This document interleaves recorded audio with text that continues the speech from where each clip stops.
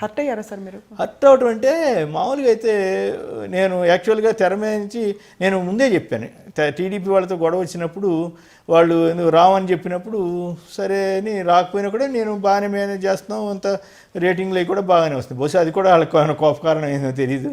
ఆ తర్వాత ఏమైందంటే నేను యాజమాన్యాన్ని చాలా స్పష్టంగా చెప్పాను, మీకు తెలుగుదేశం వైపు నుంచి ఇబ్బంది ఉంది, నేను ఏ క్షణమైనా వెళ్ళిపోవడానికి సిద్ధం, అయితే విత్ రెస్పెక్ట్ మీరు నన్ను గౌరవంగా తీసుకొచ్చారు, గౌరవంగానే పంపించండి, నేనేమి మిమ్మల్ని ఇబ్బంది పెట్టను, నేనేం అడ్డం పడి నేను ఇక్కడే కూర్చుంటాను కూడా చెప్పను. లేదు అసలు మీరు ఇక్కడే రిటైర్ అవ్వాలని అంటుండేవారు సోదరి.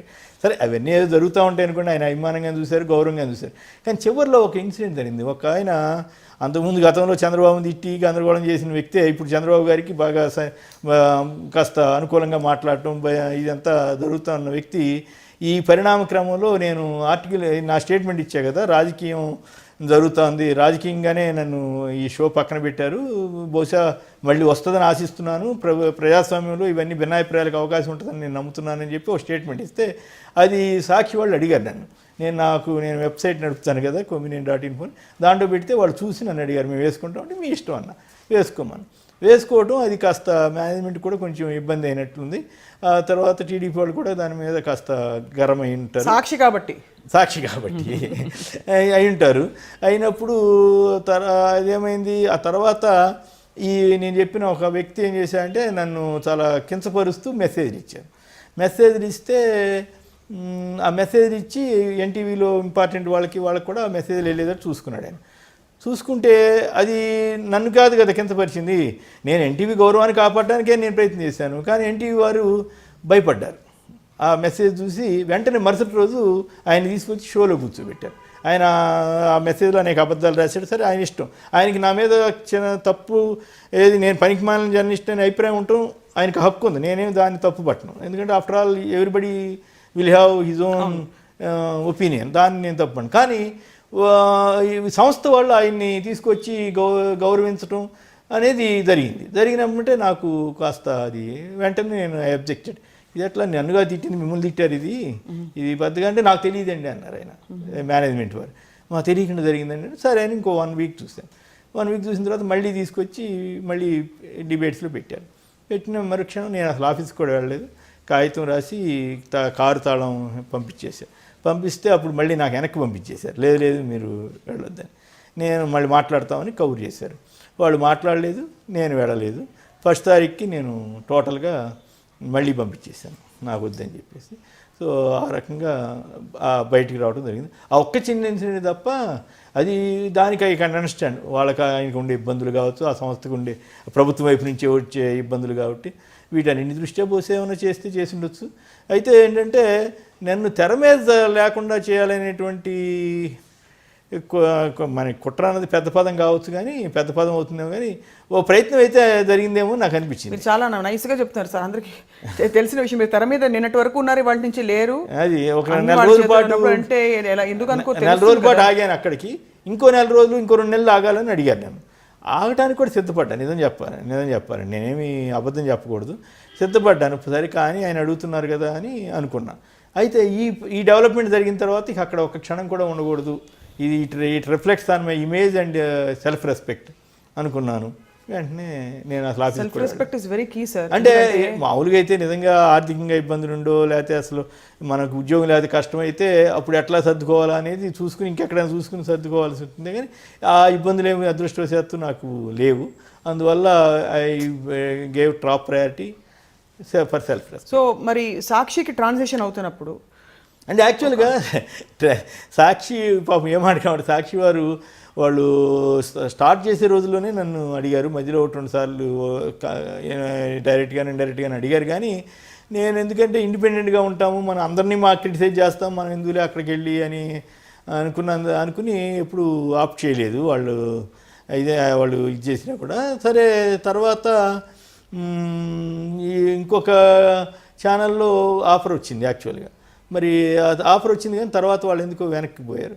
ఆ టైంలో మళ్ళీ వీళ్ళు ఇక్కడికి వచ్చేయండి అంటే, నేను ఉద్యోగం అనేది నాకు యాక్చువల్గా అంత పెద్ద ప్రధానమేం కాదు, after all I'm also at the age of retirement. కానీ తెర మీద కనపడాలన్న కోరిక అయితే ఉంది, ఎందుకంటే నన్ను తెర మీద లేకుండా చేయాలని ప్రయత్నాలు జరిగాయి. దీన్ని మనం ఎదుర్కోగలగాలి.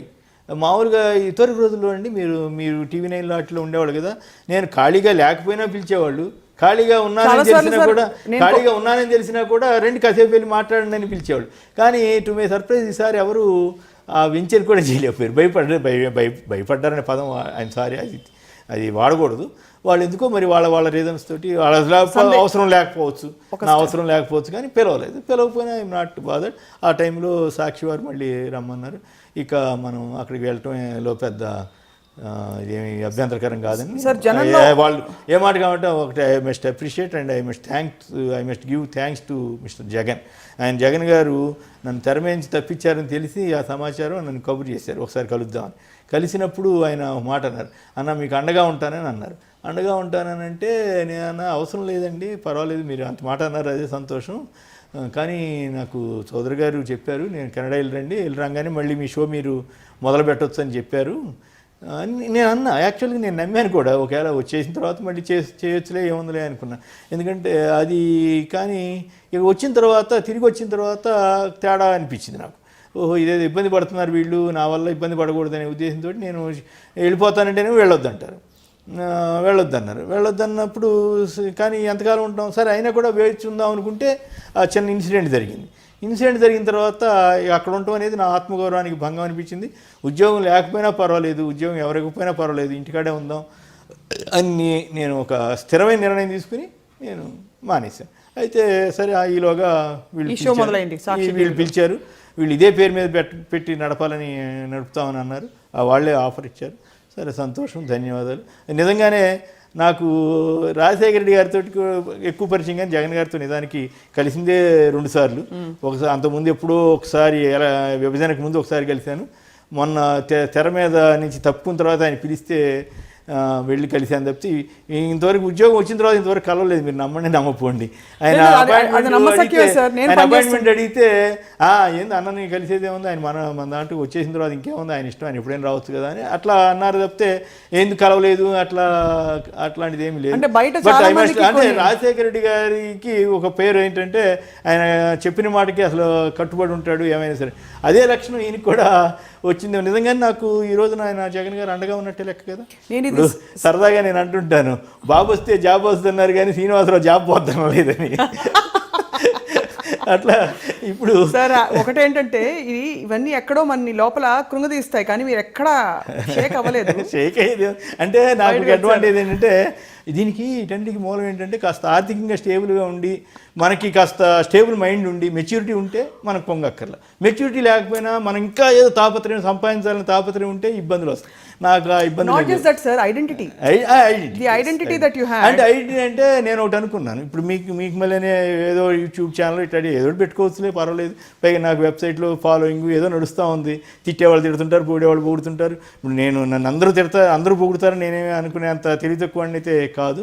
కొందరు తిడతారు, ద్వేషం ఉన్నారు, కొంతమంది అయితే అది వాళ్ళంతా చాలా గొప్ప వ్యక్తులు అన్నట్టు నన్ను ఇక్కడ చేరినందుకు విమర్శించారు. సరే వాళ్ళ అభిప్రాయాలు వాళ్ళే, మనం దేన్ని కాదంటాం. అరచేసినట్టు పెట్టుకుని శ్రీనివాసరావు గారిని ఆపలేరు, అంత పెద్ద డైలాగులు కాదు. కానీ అయితే ఒకటి నాకు అర్థమైంది ఏంటంటే సాక్షిలోకి వచ్చిన తర్వాత చాలా ఫాలోయింగ్ కానీ అదంతా కూడా మళ్ళీ షిఫ్ట్ అవుతున్నట్టుగానే నాకు అనిపించింది. నాకు అంతవరకు అది సంతోషం ఉంది. ఇంకా చాలా లాంగ్ వే టు గో అనుకోండి.